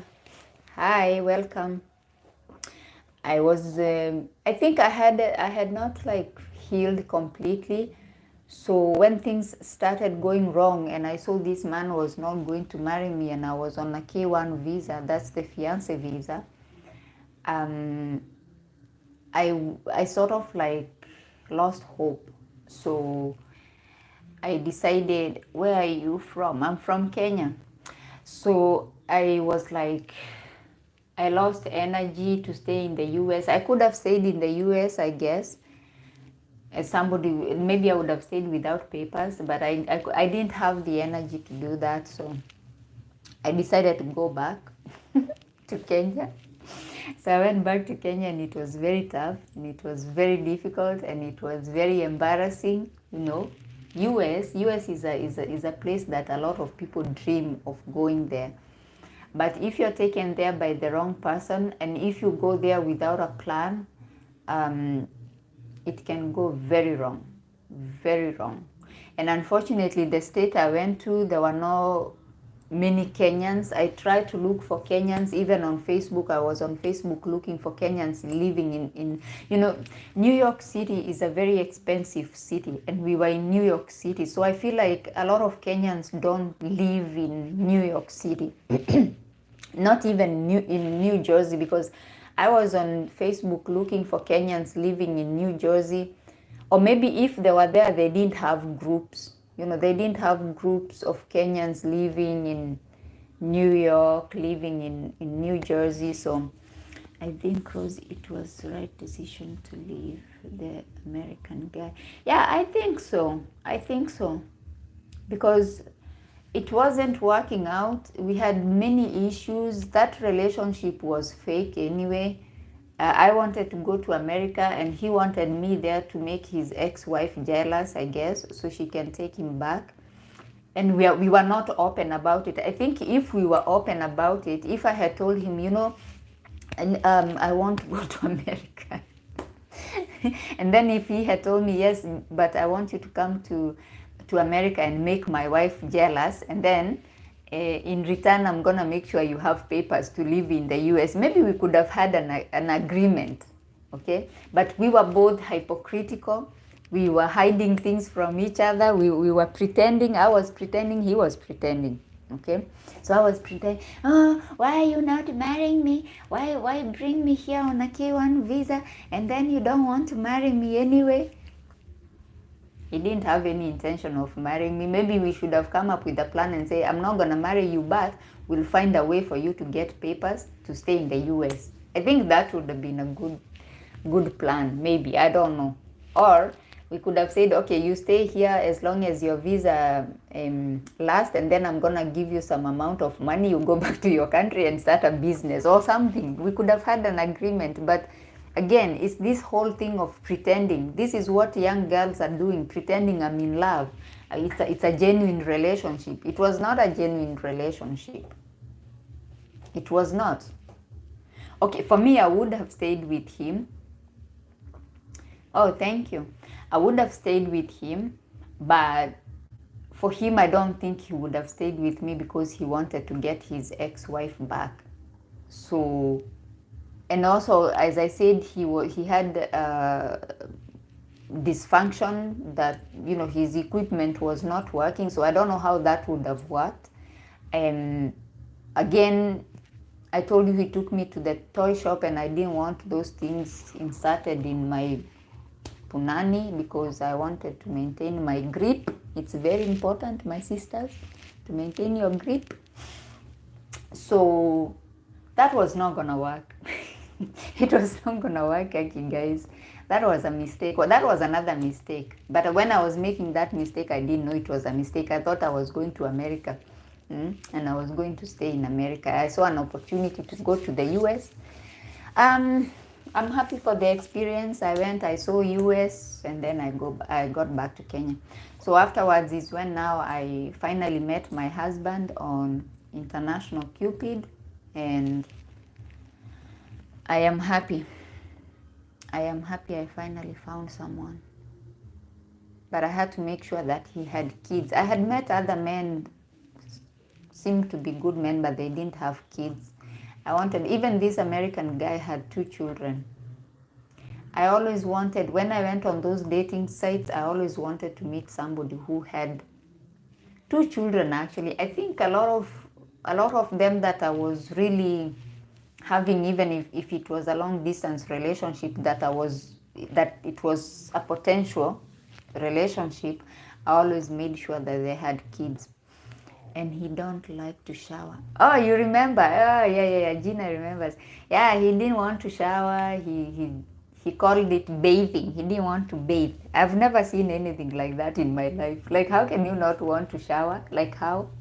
And you know, as an African woman going to America, I had this thing in my head, you know, how American men should be, you know. I didn't think that I could face somebody in America who doesn't want to shower. Like, how there is hot water, there is everything, the shower is there. Like, how are you not showering? How? He didn't want to shower. I think he was going through something. Now, looking at it from a different perspective, that now that I'm not angry, I think he was going through something also. I think he found himself kind of trapped. I think he was happy that I decided to go back to my country, because I feel like he thought I would be so grateful to be brought to America that I wouldn't care about anything else. So when he found out that now I'm caring that he's not marrying me, I think he found himself trapped. And also with the issue of him not being able to perform as a man, I think maybe he was using the showering thing as a defense, you know, like, I know if I don't shower, you're not going to touch me. How long did you stay? I think I only stayed I didn't overstay my visa, because although the visa was valid for 90 days, the actual visa on the stamp on my passport was 6 months. I think I didn't overstay my visa. I think I only stayed for 6 months. So this showering thing was very weird. It was very weird. Guys, you don't know how difficult it is to be with a man in the house. And as African women, the man is supposed to be the leader of the household. So for you to be telling the man to go and shower, it's like you're talking to him like a child, you know. It's like the way you tell a child, it's time for your bath now, go and take your bath, go and take your shower. So it was so difficult, and you don't want to. Okay, I used to get angry, so sometimes I would like really get angry. I'm like, come on, like, the house stinks, go and shower. And he won't do it anyway. Then it will be this, you know, the shouting and screaming, and my goodness. You know, when I met my husband, I asked him, I said, do you shower? I said, yeah. He said, yes. I said, every day? He said, yes, of course. I was like, okay. Yeah, it was too much, Hope. It was too much.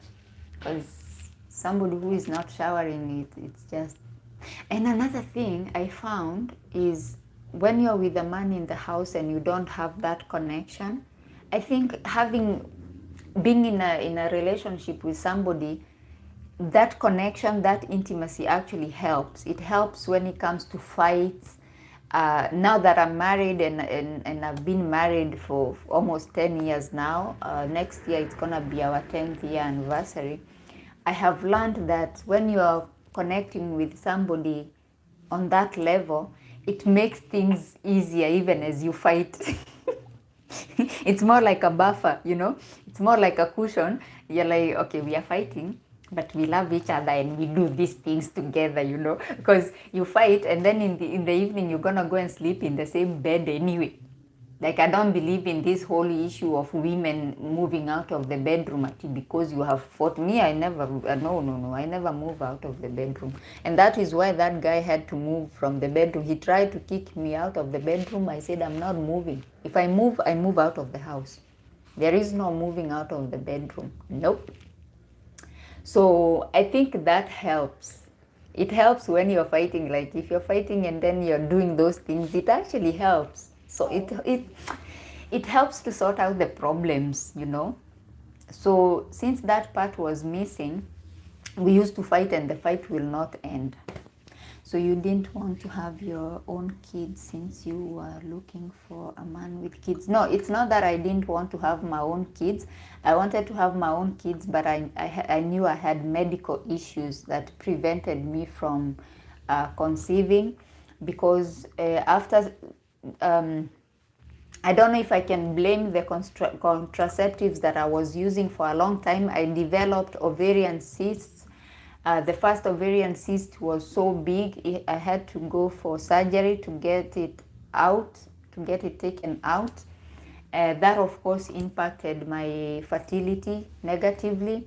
And then afterwards, I started developing like so many complications. I had another ovarian cyst, very big one. I almost died, actually. It was an emergency. That was also taken out. So all those complications and later on fibroids, although fibroids, doctors told me that a lot of African women actually have fibroids. It's just that they don't cause any problems, so women don't notice. But for me, they started causing problems. So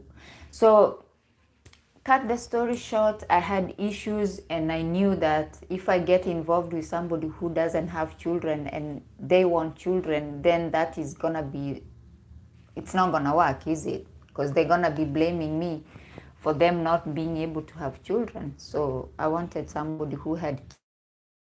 Then maybe I was hoping maybe for one of my own, but that proved to be very difficult, guys. I'm gonna come with that.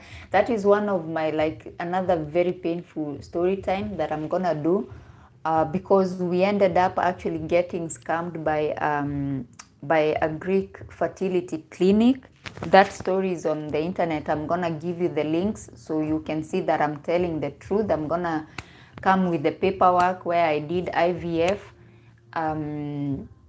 That was so painful, guys. That was very difficult. It was very difficult. I first of all, like, I am so grateful to my husband because as I said, he's got 2 children, a boy and a girl, grown children, you know. As you know, I'm in my 40s, so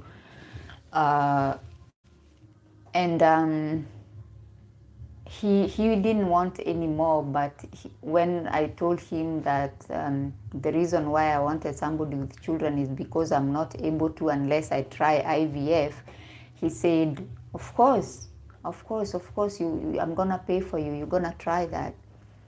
I couldn't believe it, guys. I couldn't believe it, you know, because IVF is very expensive, especially here in Europe. It's very expensive.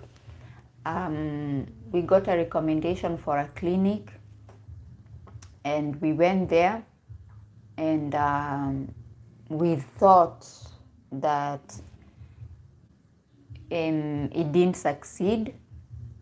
We did the first time, the second time, and the third time. I did 2 full IVFs. For those of you who don't know what IVF is a treatment that involves I'm gonna do a story time so I can go into details, but I just want to touch on it a little bit here because you asked that question. It's a treatment that involves you injecting yourself in your tummy with hormones, very strong medication to stimulate your ovaries so they can produce more eggs than normal. Usually a woman would produce 1 or 2 eggs in one cycle. If you're very fertile, especially when you are young, in your 20s, some women can produce 2 eggs in one cycle. And that's how you find some women will have twins, but the twins don't look alike, okay? So that means the woman was actually the same ovary that released the egg. It was able to release 2 eggs, so both eggs were fertilized. That's how she ends up having twins, but they don't look alike. They're from 2 different eggs. Okay, why am I giving you a biology class here? So when the twins look alike, they come from 1 egg. 1 egg gets fertilized and then it splits. So they become 2 babies, but they share the same DNA. Okay, I shouldn't be giving you a biology class. So anyway, you get this medication that you keep injecting yourself every day for I think I injected myself for 10 days. I could be wrong. I will look at my paperwork. I still have my paperwork. And then you keep going for scans. Like if you miss going for scan today, tomorrow you are going for scan because they want to keep an eye on like how many follicles you're producing in your ovaries to see if you're gonna produce more eggs. So I did that, and then once you finish with the injections, the hormonal injections, you are given 1 injection. It's called the trigger shot. This trigger shot, it's very specific. You must inject yourself the exact time you are told. Like I was told to inject myself at 10 o'clock at night, and in the morning go to the clinic. So this trigger shot is supposed now to how can I say, to stimulate the ovary now to release all those eggs that it has been creating. You know, the ovary will create a lot of follicles, and then they will do the scans to see if those follicles have eggs. And then now once you do the trigger shot, it sort of like makes the ovary release those eggs. And then that's why you need to go very early to the clinic for them now to harvest those eggs that have been released. Okay, that's the process. So now the problem came in when I did all that, and I went, and they told me, according to what they told me, that they had harvested my eggs. They said they had harvested 6, I think. I'm gonna look at my paperwork. And then after they harvest, they're supposed to fertilize the eggs in the lab, in the laboratory.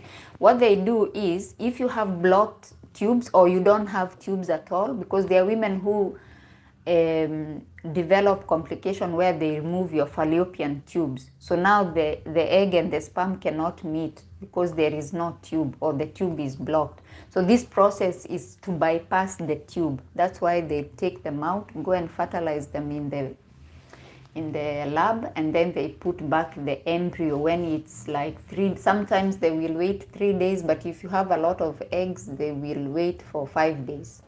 But if you have just a few, and then they see that maybe you might not have many chances, they'll just wait for 3 days, and then they transfer the embryos. So in my case, they said they harvested 6 eggs, and then they did the fertilization, and then only two fertilized, I think. Because I remember we went for the transfer, and you know, when you're so fresh in that thing, you're like, oh, this is gonna work, this is gonna work. Because according to the doctors, they were like, the only problem I had now is, they said my uterus was okay, so it's only the ovaries a little bit because of the cyst that was removed. those complications, but the uterus was okay. So if they put the embryo, it's gonna grow. So I was like, yeah. So they said they transferred one embryo, then they said it didn't take. You wait for 14 days, you do the pregnancy test, it comes negative, you cry, and then you go back. So I went the second time, same thing, it didn't work. Then we did another full treatment, the same now with the injections. After a couple of months, you have to give yourself time to recover. Anyway, I'm gonna come with this story time step by step, but to cut the story short, it turned out that we were scammed. That clinic was discovered that it had been doing fake IVF treatments and just taking money from patients, and they were not doing what they were supposed to do. I'm gonna give you links where you can read that story. I'm gonna come with my paperwork. The name of the clinic was, okay, I'm not gonna mention the name here, but I'm gonna come with the paperwork. It's here on the internet, but I'm just gonna give you the links, but not mention the name on my video because you never know. Anyway, story short, that's what happened. So that's why I did not have babies. I guess that's another price I have to pay for my mistakes, because I think if I had gotten involved with somebody close to my age when I was in my 20s, maybe something would have happened. But 10 years, I did nothing, and by the time you get to your 30s, you're depressed, you're taking time to heal. I got married when I was 35. I remember I went to Sharia house and there was a woman there who was telling me that I have to put in the application form that I am spinster. And I was like, what do I have to say about it? So, yeah, it was tough. So, can you still hear me? Because he said something about connection, but never give up on IVF. I cannot do that again. Oh my God, Amy, I cannot. Oh, no. I cannot put myself through that again. I cannot. I'm going to come with the story time. I hope you're going to watch that video. That treatment is so horrible. You won't believe it. The hormones, they mess up with your head. You know, you're giving yourself hormones that are artificial. It's something, you're introducing something to your body that was not there. So it messes up with your personality. It messes up with your way of thinking. And when you are told that after the transfer, and then you are told to go and do the pregnancy test, and then you are told it didn't take, they tell you to stop all the medication. So now you have this like a withdrawal symptoms or something, because when you are waiting to go for the pregnancy test, there is another medication you are injecting yourself with, which is to sustain the potential pregnancy. So you are pumping yourself with what are they called? Those hormones. I forget how they are called. Prostrogen or something. And then you also have this hope, and and then it comes crashing down, and your that disappointment will kill you, my sister. It's really bad. The hormonal withdrawal, the disappointment, the feeling like a failure, the feeling of looking at yourself in the mirror and you're like, my husband has spent all this money and it's gone down the drain and it's all my fault, and you're looking at your tummy and you're like, why couldn't you do the one thing that you're supposed to do, and what's wrong with me? And Jesus, no, Amy, I cannot do that again. No, thank you. I know if I tell my husband I wanted to do one more cycle, he'll probably do it, but it's not fair. It's also not fair to him. It's not fair to me. It's really bad. It's if you see somebody going through those treatments, just say a silent prayer for them, because Also, if you see somebody who doesn't have kids, stop going on their page. Like if you know your celebrity, somebody or somebody you follow, and they've been married, maybe you saw their wedding video and it's been 2 years, 3 years, 4 years, and they still don't have kids or they don't have a baby, just say like a silent prayer for them and leave them alone. Because a lot of women don't talk about these struggles, and it hits the woman. I think it hits the woman even harder than the man, especially if the issue lies on the woman, if she's the problem. Oh God, it's a lonely place to be. It's really bad. There was a woman on Facebook, she does IVF, but she has a baby boy, but the last one was not successful.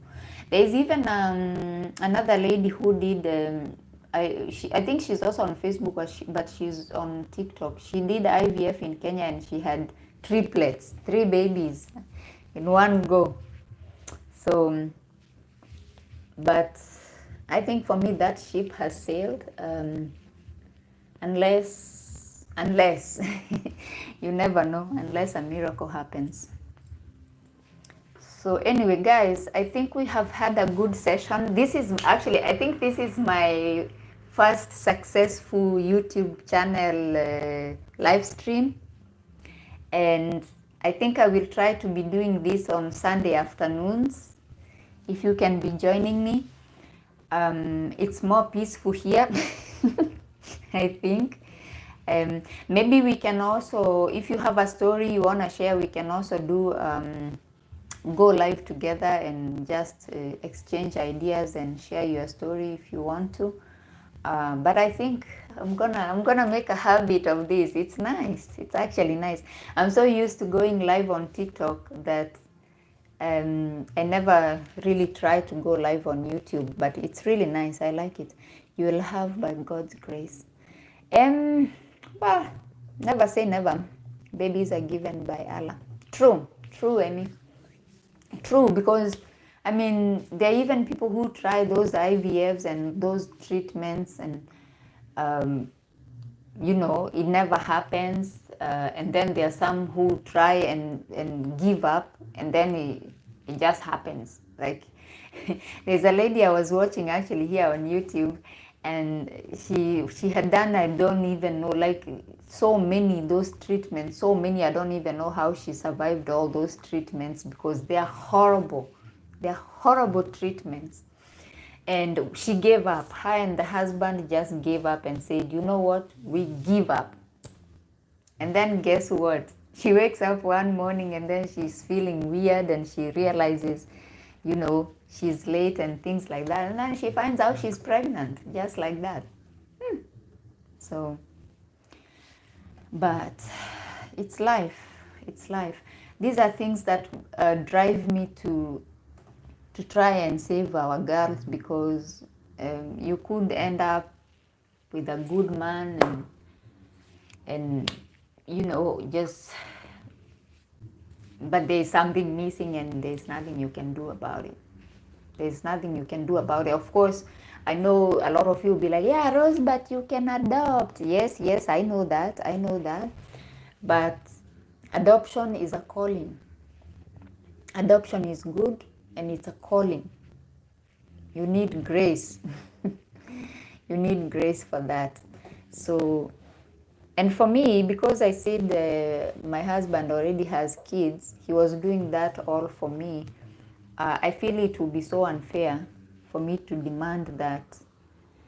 Maybe he won't say no, but I just feel it's not right.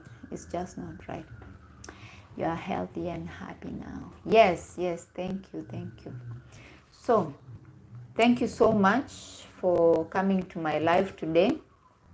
I'm gonna try and come every Sunday in the afternoon, and so we can have these conversations. We can talk about interracial dating, we can talk about online dating, we can talk about other things that you would like us to talk about. And just chill.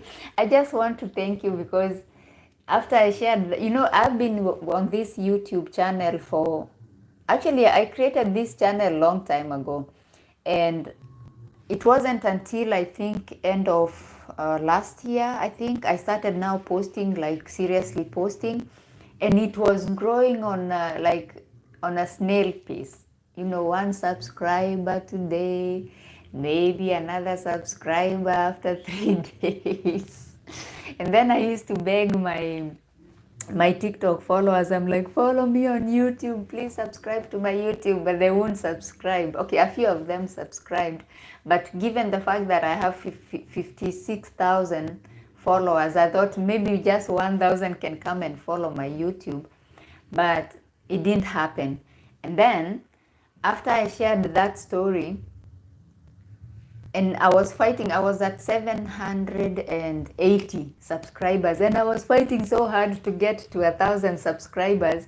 And then after I shared that story overnight, the following day I woke up, I was at 1K. I was like, okay, that is a nice reward after suffering trying to record that story, because every time I would think about recording that story, something would come over me. I'm like, no, I'm scared. No, I cannot do it. I cannot do it. And then that Saturday, I remember I recorded it on a Saturday. That Saturday, I sat down. I said, this is it. I set up my everything, my light and everything. I was like, I'm doing it. And I'm going to do it. And I will do it in one sitting. I'm not going to go away and come back tomorrow and record again. Nope. However it goes, if it's bad, if it's good, we are posting it. Little did I know that's what is gonna get my YouTube channel to 1,000K, like to 1,000 subscribers. Like, how didn't I do that before? If I knew getting 1K would take me sharing my story, why didn't I do that before? But I was scared. You're helping a lot of young women with your message. Oh, I hope so. Okay, I hope so.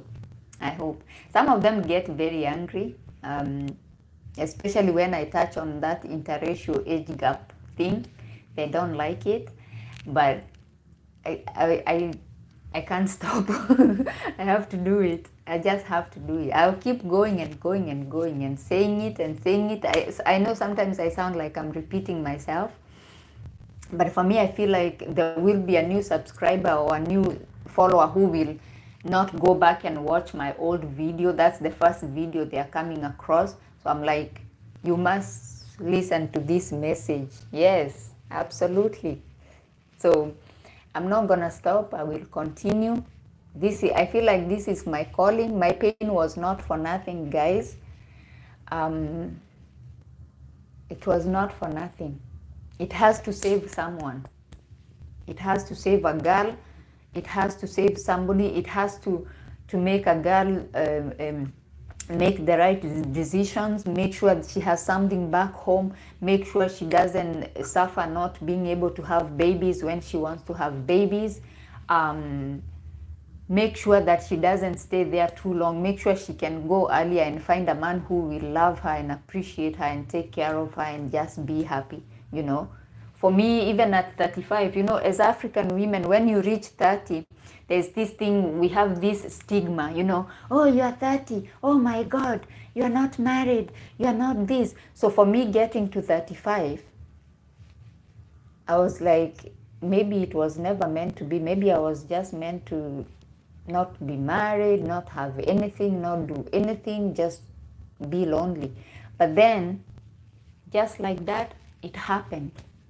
In fact, we got married very quickly. I was like, is this gonna work? Surely I'll come with the story time. You guys won't believe. You will judge me also. You might judge me, but like, I don't care. I don't care. It's almost 10 years, so I cannot. I'm happy, and I've had like the best 10 years of my life. Like, I'm happy. Where to find the link of the fertility video? I haven't recorded it yet. I'm gonna record it, and then I'm gonna put the links for the where you can find out about that clinic. The clinic is closed now. It was closed after the scandal. The police were involved. In fact, how we found out is that the police called my phone. No, they called my husband's phone, because apparently we had given his phone number. So the first time I visited your page, I liked everything you said. Oh, thank you, Amy. So I think for for me, it's just about making sure that I am mentioning this and I'm talking about it as much as I can. I know I might sound like a broken record. I might sound bitter. A lot of TikTok girls come to my page and call me bitter, but it's so unfortunate to lose your youth. It's so unfortunate. So I think I will not I will not judge you. And the thing is, when you meet somebody online, it's a risk. Okay, when you meet somebody on a dating site and you're meeting for the first time, and it's actually a risk. You're taking a risk, so you just pray. You're like, God, please help me. I hope he's not gonna kill me or something or do horrible things to me. But for me, it worked out. He's a good man. He gives me peace. He gives me freedom to do whatever I want. He comes from a country where they believe in 50-50, but he doesn't make me go 50-50. If I make my money, I do whatever I want with my money, which is nice. So it's really nice. I thank God. I thank God after all that.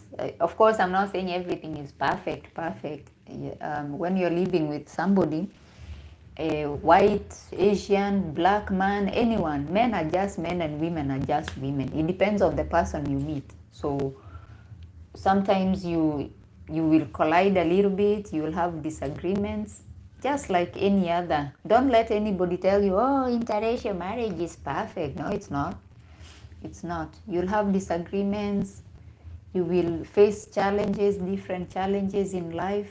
And then it's life. We just live together, especially when you love each other. You're like, it's life. You're not bitter, but you are saying the truth. No, I don't think I'm bitter, but maybe how I speak sometimes it comes across as bitter, because a lot of girls have said that I like, leave us alone. Why you always, because when I get on my live on TikTok, because we are many guests and we are talking and we are sharing different stories and different views, sometimes I shout at them and then they're like, why are you shouting at us? Stop shouting at us. It's our life. Let us live. Let us do whatever we want. He's a good man. Yes, absolutely. I'm so grateful, I'm grateful that I finally got to experience how it's supposed to be. Like, if you disagree, you are free to you can even raise your voice, but I try to control that. You can disagree, and somebody is listening when you're raising your concerns and your views, and he's considering your opinion. Just doing things together like normal people, not somebody just telling you what to do and you have to follow. I don't think that is a fair relationship.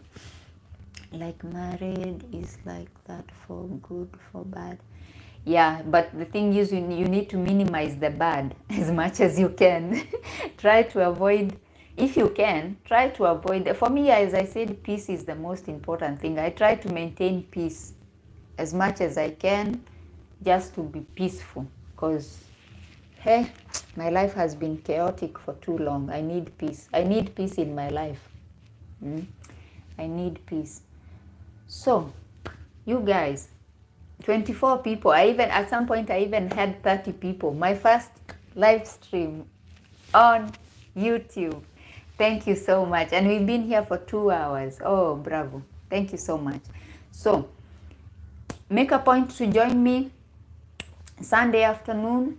Kenyan time, I think I'll make it, shall we make it 4 o'clock? I think I'll make it 4 o'clock Kenyan time.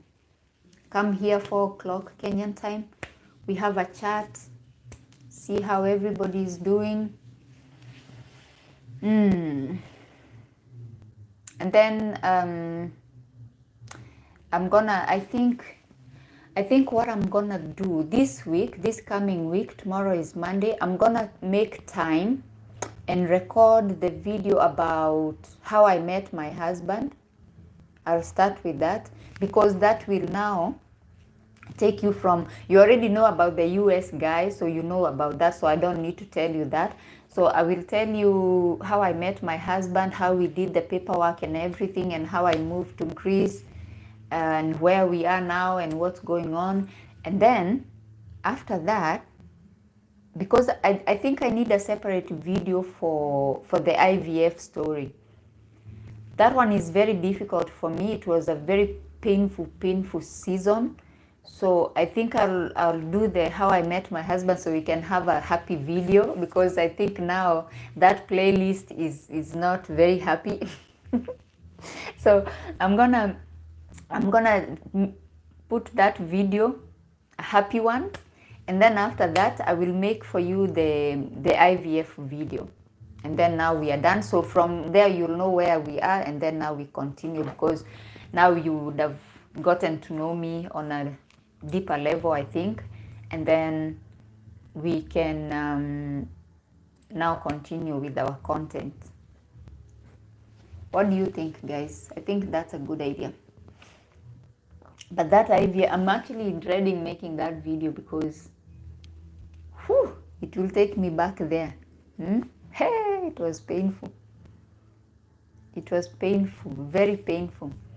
Especially when we got that phone call from the police. It was really bad for me, because it took me all the way to 2017. 2017, yeah. Because we went to the clinic in 2016 when we got recommended for the clinic. And then I have the paperwork. I saved all the paperwork. I'm gonna go through the paperwork. I'm gonna go through the links, because I want to share links where you can read the whole story, the scandal for what happened in that clinic. So guys, thank you so much. Hope says that a good idea. Yes, that's a good idea. So we'll do that. We'll have a happy video in the middle, and then we'll go downhill again, and then we'll come back. Talk about the good part, and let's leave the sad ones. Okay. So I just feel like it's important for me to share that IVF story as well, because I think there are also people who are going through such treatments, and maybe it could help someone. Also, they could know that these clinics, some of them are scams. You go there, you do all those treatments, and then you think they are doing something for you. Kumbe, they are not doing anything for you. So I didn't know something like that could happen. I thought you pay the money and it's expensive, so I thought you just pay the money and then that's it. You do as you're told by the doctors, and then they do their part, right? Then I found out it's possible for them to scam you. And especially a European clinic, I was like, my husband had asked when we were in Kenya, because we got married in Kenya, guys. When we were in Kenya, he had asked me, do you think we should do that treatment here because it will be cheaper? I was like, no, let's go and do it in Europe. Because I thought that, being treated by European doctors, he has to work. He must work. Maybe I would have been better getting treated by Kenyan doctors. Anyway, I'll come back with that story, but we'll do the how I met my husband. You're gonna forgive me because my husband is not a social media person. So if I share a picture, I'm gonna maybe just show myself, maybe not show him, because he's not a social media kind of person. He doesn't like being on TikTok, on YouTube, on Facebook. He's not a social media kind of person, and I respect that. I'm the social media butterfly. Although actually I'm not really like a social media person. It's just I have this drive that I want to make this content that makes me be on social media. I don't even post a lot about my life or anything. I just, what? You need to protect your family. Thank you, Hope. Yes. I just make content because I want to talk about this. I want to talk about this, But as far as, look at me, look at my life, I don't see the point of really doing that. So I don't post a lot of that. So anyway, Thank you so much, guys, for joining me today. I really appreciate. Thank you for your company. Thank you for your comments, your likes. We shall do this again, God willing, next Sunday afternoon, Kenyan time. It's gonna be 4 o'clock. Okay, I'm gonna come here 4 o'clock, God willing, and then we continue with our chat. But during the week, I'm gonna put out. There's a video I have already recorded today. I'm gonna put out that one, and then during the week I'm gonna put out the video of how I met my husband, the story time, and then once we are done with that, we can now get back to the other video that is gonna be a little bit challenging, and then after that we come back to our content. So bye bye, guys, and I shall see you next time. Bye.